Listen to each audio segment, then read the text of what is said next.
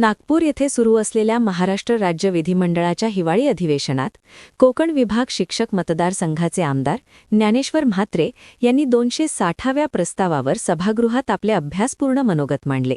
शिक्षण क्षेत्रातील प्रलंबित प्रश्न, शिक्षक व शिक्षकेतर कर्मचाऱ्यांचे हक्क, शाळांचे अनुदान, पेन्शन व वेतन यांसह सामाजिक सुरक्षेशी संबंधित अनेक महत्त्वाच्या मुद्द्यांकडे त्यांनी शासनाचे लक्ष वेधले.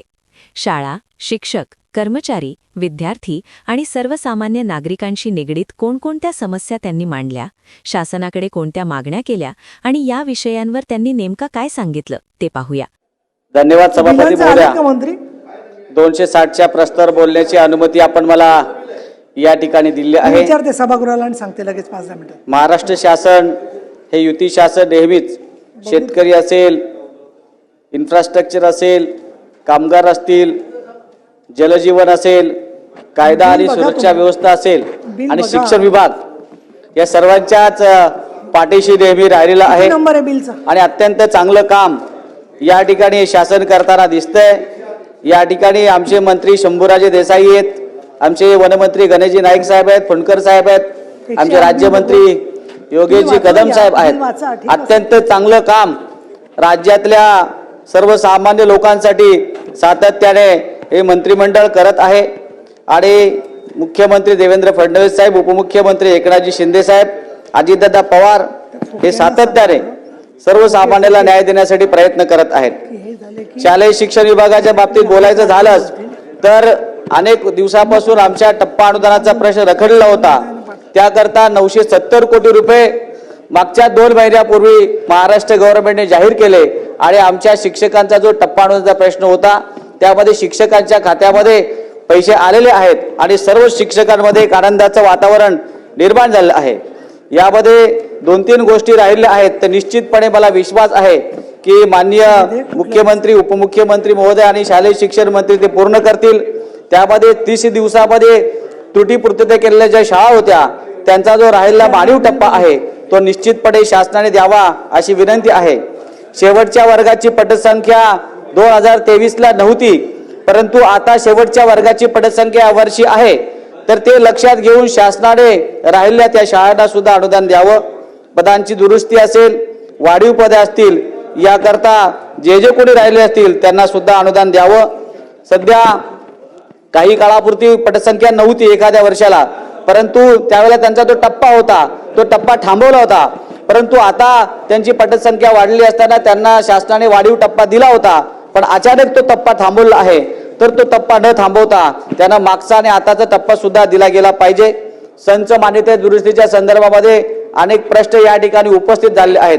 15/3/2024चा जो शासन आदेश आहे त्यामध्ये निश्चितपणे दुरुस्ती झाली पाहिजे. ती दुरुस्ती झाली तर शाळा, मराठी शाळा खास करून आणि विद्यार्थी संख्या ही निश्चितपणे वाढणारच आहे.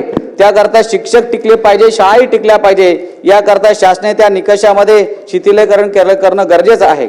आश्वासित प्रगती योजना सर्व शिक्षकांना 24 वर्षाची वरिष्ठ निवड श्रेणी मिळत नाही, पण शासकीय कर्मचाऱ्यांना आश्वासित प्रगती योजना लागू झाली आहे. त्या संदर्भात सुद्धा शासनाने सकारात्मक दृष्टिकोन ठेवून आश्वासित प्रगती योजना लागू केली गेली पाहिजे. अर्धवेळ शिक्षक असतील, माध्यमिक, उच्च माध्यमिक अनेक वर्षापासून ते सेवा करत असतात, त्यांचं उन्नयन केलं पाहिजे आणि त्यांना सुद्धा सेवा संरक्षण देऊन जर का विद्यार्थी संख्या कमी झाली तर दुसऱ्या कॉलेजमध्ये, शाळेमध्ये त्यांना नोकरी दिली गेली पाहिजे. ज्युनियर कॉलेजमध्ये काम करणारे IT शिक्षक आहेत, ते पण अनेक दिवसापासून आपल्या हक्काच्या पगारासाठी भांडत आहेत. मला विश्वास आहे की शासन त्यांचा 100% विचार करेलच.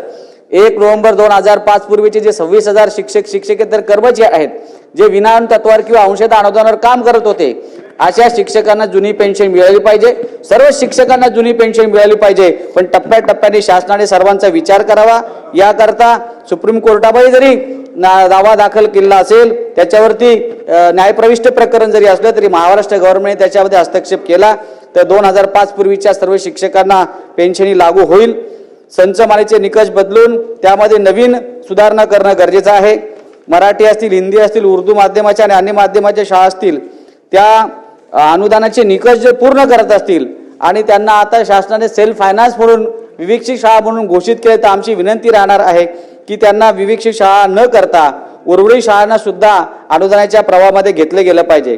समग्र शिक्षा अभियानातले कर्मचारी जवळजवळ 3100 कर्मचारी यशवंत स्टेडियम या ठिकाणी आंदोलन करत आहेत. त्यांचाही प्रश्न कालच माननीय मुख्यमंत्री देवेंद्र फडणवीस साहेब, उपमुख्यमंत्री एकनाथजी शिंदे साहेब, अजितदादा पवार आणि शालेय शिक्षण मंत्र्यांनी स्वतः पुढाकार घेऊन त्या 3100 कर्मचाऱ्यांना सेवेत कायम करण्यासाठी शब्द दिला, आश्वासन दिलं आणि निश्चितपणे तो लवकरच पूर्ण होईल असं मला या ठिकाणी वाटतंय. शिपाई आता भरती होत नाही, पण मानधनावरचे जे शिपाई भरतायत त्यांना 5,000 रुपयेच फक्त मानधन मिळत होतं. 5,000 रुपये काय होत नाहीत, तर शासन निश्चितपणे 15,000च्या आसपास तरी त्यांना मानधन वाढवेल अशी अपेक्षा आहे. DETच्या संदर्भामध्ये बराच उहापोह या ठिकाणी झालेला आहे. कायदा ज्या तारखेला लागू झालेला आहे त्या तारखेच्या पुढील लोकांना TET ही कंपल्सरी केली गेली पाहिजे असं माझं मत आहे. निश्चितपणे महाराष्ट्र गव्हर्नमेंटने की आपण सुप्रीम कोर्टाला त्याप्रमाणे विधी न्यायाधिकाऱ्यांच्या मार्फत किंवा आपल्या पुनर्याचिकेच्या माध्यमातून शिक्षकांच्या पाठीशी उभं राहून TET मधून सूट कशी मिळेल याकरता प्रयत्न केला गेला पाहिजे. शाळा तिथे ग्रंथपाल, लिपिक, प्रयोगशाळा सहाय्यक ही पदं पूर्वीप्रमाणे होती ती तशी पदं नेहमी मिळाली पाहिजेत.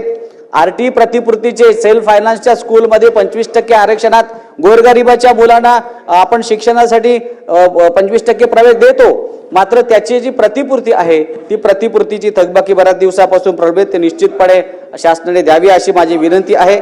आदिवासी विभागातल्या शिक्षकांचे पगार हे दरमहा 1 तारखेला व्हायला पाहिजेत.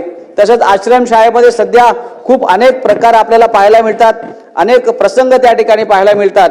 तर माझं निश्चितपणे शासनाला सांगणं असेल की आश्रम शाळेमधील शिक्षण विभाग आणि वसतिगृह विभाग हे वेगवेगळे केले गेले पाहिजेत. त्याच्यासाठी थोडं मनुष्यबळ लागलं तरी चालेल, पण विद्यार्थ्यांची सुरक्षा ही फार महत्त्वाची. आपण अनेक ठिकाणी पाहतो की विद्यार्थ्यांनी गळफास वगैरे घेतले, असे प्रकार आपल्या समोर आलेत. तर त्यावर एकच उपाय करावा पाहिजे की शिक्षण विभाग वेगळा असला पाहिजे आणि वसतिगृह विभाग, म्हणजे एकाच कर्मचाऱ्यावर जास्त ताण येणार नाही आणि त्यालाही त्याच्या कामाचं चांगलं नियोजन करता येईल आणि सगळ्या शाळेचा कारभार आश्रम शाळेचा चांगल्या पद्धतीमध्ये करता येईल. हे सगळ्यात महत्त्वाचे विषय आहेत.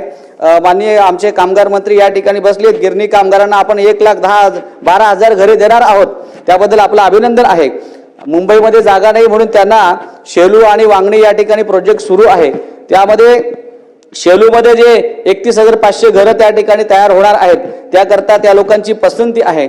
मात्र त्यांचं असं म्हणणं की आम्हाला पंतप्रधान आवास योजनेतून 2 लाखाची सूट मिळाली आणि MMRD वर्कपासून 60,000 सूट मिळाली, तर बऱ्यापैकी आता सगळ्यांकडेच पैशाची अडचण आहे. तर त्यांची ही विनंती आहे, तर निश्चितपणे मंत्री महोदय आपण त्याचा विचार करावा अशी आपणास विनंती आहे. त्याचबरोबर खो खो वर्ल्ड कप, मी कालही बोललो की 2025ला खो खोचा वर्ल्ड कप आपल्या महाराष्ट्र गव्हर्नमेंटच्या मुलींनी जिंकलेला आहे. त्याकरता त्यांना ती नोकरी आपण कबूल केली आहे आणि 2,25,00,000चं कॅश प्राईज आणि जो त्यांना मार्गदर्शन करणारा शिक्षक होता त्यालाही 22 लाख रुपयाचं प्राईज आपण जाहीर केले. ते लवकरात लवकर शासनाने द्यावं अशी माझी विनंती राहील. सामाजिक न्यायामध्ये ज्या शाहू फुले आंबेडकरी 135 आश्रम शाळा आहेत, अनेक दिवसापासून हे सर्व कर्मचारी वाट पाहतात, तर त्यांना निश्चितपणे वेतन श्रेणीनुसार अनुदान मिळावं आणि 100% परिपोषण दिले गेले पाहिजे. बृहन्मुंबईमध्ये महानगरपालिकेमध्ये कार्यरत असलेले जे शिक्षकेतर कर्मचारी आहेत, जे 10-15 वर्षापासून काम करतात, त्यांना साधं DCPS योजना सुद्धा लागू केली नाही, ती त्वरित आपण केली गेली पाहिजे. त्यांना जर कुठे काही प्रॉब्लेम निर्माण झाला, अनेक लोक त्या ठिकाणी मृत्युमुखी पडलेत, पण त्यांच्या कुटुंबियांना कोणत्याही प्रकारची फॅमिली पेन्शन त्या ठिकाणी सुरू करता आली नाही. त्याचं कारण की DCPS योजना त्या ठिकाणी लागू झाली नाहीत. नवी मुंबई महानगरपालिकेमध्ये काम करणारे आमचे गणेशजी नाईक साहेब या ठिकाणी बसले. त्यांनी स्वतः त्या ठिकाणी पुढाकार घेऊन बऱ्याच शिक्षकांना कायम केले आहेत. राहिले थोडेसे शिक्षण सेवक आणि कंत्राटी कर्मचारी आहेत, त्यांना सुद्धा लवकरात लवकर कायम करण्यासाठी शासनाने पुढाकार घ्यावा आणि आमचे मंत्री महोदय निश्चितपणे त्याच्यामध्ये पुढाकार घेतील. मुंबई महानगरपालिकेच्या ज्या काही शाळा आहेत त्या ठिकाणी खाजगी संस्थांच्या काही शाळा चालतात, तर त्यांचं 10% जे भाडं होतं त्याच्या बाबतीत शिथिलीकरण करावी अशी एक मागणी आहे. तर त्याकरता पण विचार करावा. खोपोली नगरपालिका असेल किंवा ठाणे महानगरपालिकेमध्ये जे कर्मचारी आहेत त्यांना 7व्या वेतन आयोगाप्रमाणे पगार दिला गेला पाहिजे. याकरता शासनाकडून काहीतरी हेड तयार केला गेला पाहिजे अशी एक मागणी आहे. महिला बाल विकास अंतर्गत अंगणवाडी सेविका आहेत, त्यांची काही पदं भरणं गरजेचं आहे, तर ती भरली गेली पाहिजेत. शालेय पोषण आहार शिजवणाऱ्या ज्या महिला सभापती महोदय त्यांना फक्त 2,500 रुपयाचंच मानधन महिन्याला दिलं जातं, तर 2,500 रुपये काय होत नाहीत, तो कृपया ते 5,000पेक्षा जास्त मानधन केलं गेलं पाहिजे याकरता विनंती आहे. ITI मधील जे शिल्प निदेशक आहेत त्यांच्या ज्या काही मागण्या आहेत त्या पूर्ण केल्या गेल्या पाहिजेत. RRचा मुद्दा बऱ्याच दिवसापासून प्रलंबित आहे. त्यांना प्रमोशन देण्यासंदर्भात शासनाने भूमिका घेतली आहे, तर ती पण लवकरात लवकर पूर्ण करावी. सभापती महोदय, आपण मला या ठिकाणी 260च्या प्रस्तावावरती बोलण्याची संधी दिली. महाराष्ट्र गव्हर्नमेंटचं या ठिकाणी अभिनंदन करतो आणि निश्चितपणे महाराष्ट्र गव्हर्नमेंट सर्वांच्या सोबत आहे असं या ठिकाणी अभिनंदन करून थांबतो. धन्यवाद.